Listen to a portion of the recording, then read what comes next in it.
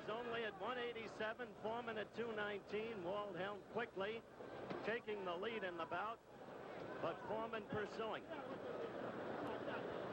How much Foreman has progressed since his Olympic days remains to be seen. He was raw, unpolished, but thunderously powerful. The left jab particularly, but a fine right too.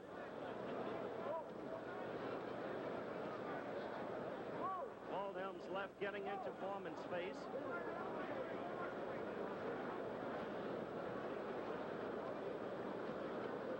What Waldheim must do, of course, against the bigger, stronger man is keep moving. Waldheim in the red trunks, Foreman in the blue. Tremendous interest, really, in this young Olympic heavyweight champion, not for just for his deeds in the ring at Mexico City, but also for the action immediately after that you need hardly be reminded of. The carriage of the diminutive flag about the ring.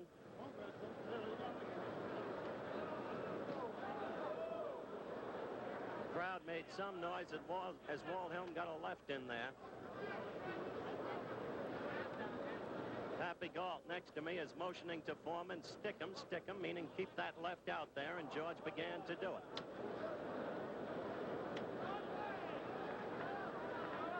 We're a minute and 40 seconds into round one. Foreman with a right to the stomach to bring Waldheim's guard down if he can.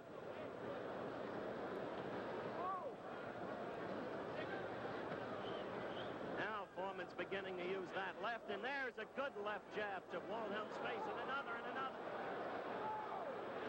There's the right. A right lead that caught Waldheim on the left side of the jaw. We have a minute left in round one.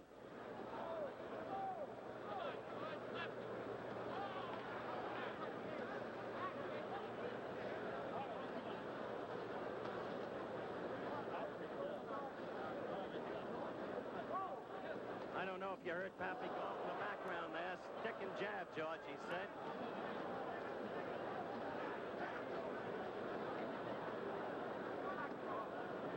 Seconds left in round one. George Foreman in the blue trunks against Don Waldheim in the red. The heavyweight Olympic champion's pro boxing debut here in Madison Square Garden.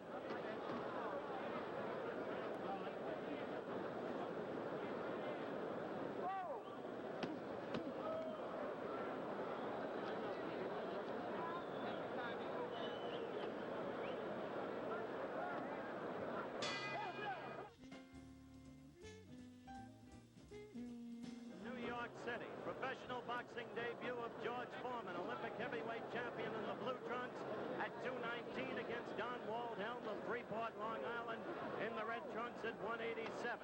Sitting next to me, Pappy Galt, Olympic boxing coach, the man who made George Foreman an international figure. And I must say, in round one, Pappy, perfectly honestly, George looked nothing like he did when he defeated the Russian Chapulis in Mexico City. He's a little nervous. He's a little nervous now, but he will come on. He's got to jab more. His jab got to work.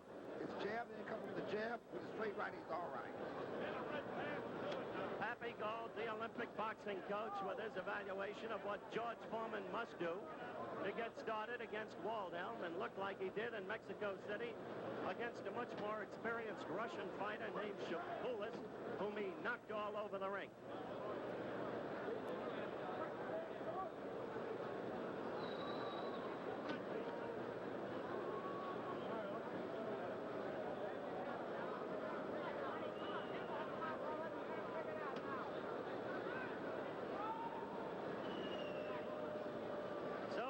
Foreman is not waging the aggressive kind of battle he did in Mexico City.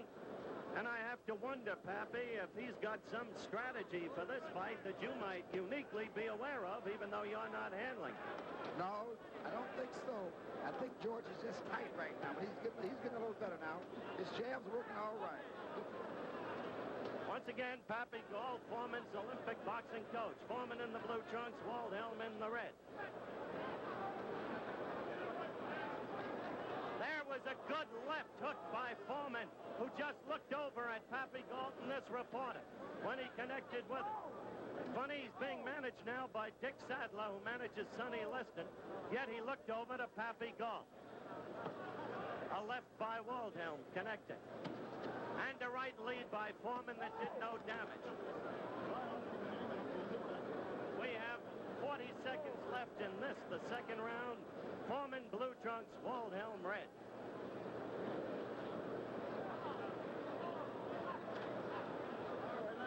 So far, Foreman has done no damage to Waldheim. A good left jab then, and another by Foreman.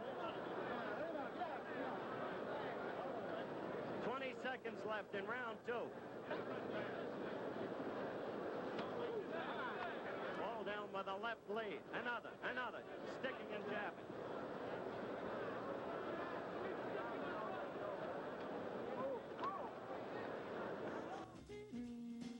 Olympic heavyweight boxing champion in the blue trunks, George Foreman, against Don Waldheim of Freeport, Long Island. Foreman at 219, Waldheim at 187. The first two rounds, a disappointing performance by Foreman, but now he's beginning to unload. According to his Olympic coach, Pappy Galt, sitting next to me, Foreman has been tight, not loose. His cornermen, manager Dick Sadler and Bobby Lewis, were talking to him vigorously between the second and third rounds. In fact, too many may have been talking to him, too much at the same time. Foreman using the right lead that he used so effectively against the Russian Chapulis in Mexico City.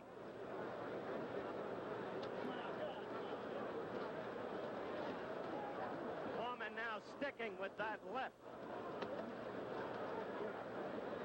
Looks much better this round, much better. I emphasize George only because he became a national and international figure in his Olympic boxing contests, and because this is his professional debut.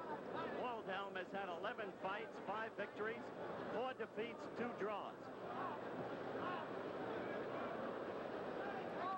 Don't forget, tonight on ABC, 8:30 Eastern Daylight Time, the coaches All-America game from Atlanta, Georgia, with the great intercollegiate football stars of the 1968 season. Now Foreman is belaboring him. He's got Waldheim in trouble, and Waldheim goes down, and he is a tired and beaten young man. The superior strength and weight of Foreman beginning to tell as a succession of rights following a left did it, and he is knocked out. George Foreman wins his first professional fight against a carefully, you can believe me, hand-picked and outmatched opponent. I'm going into the ring to talk with him. We'll be back in a moment. Well, this guy was too awkward and running away too much. It makes the man look bad. But like I told him, I wanted to start with the one that would give me a fight. He did that much. Yeah. He made me, I didn't look as good as I am, but it was running. Dick Sadler is saying off microphone he didn't have no bum to beat, referring to the defeated opponent Waldheim. Your Olympic boxing coach, Pappy Galt, said you looked a little tight, a little tense in the beginning, weren't sticking and jabbing like you can. Like I said, this guy was wild. I mean, this guy was, something about him. He made me, loose, tight. But nothing to it. A child can do it. A good beginning for you. I want you to look down at that monitor. My hope is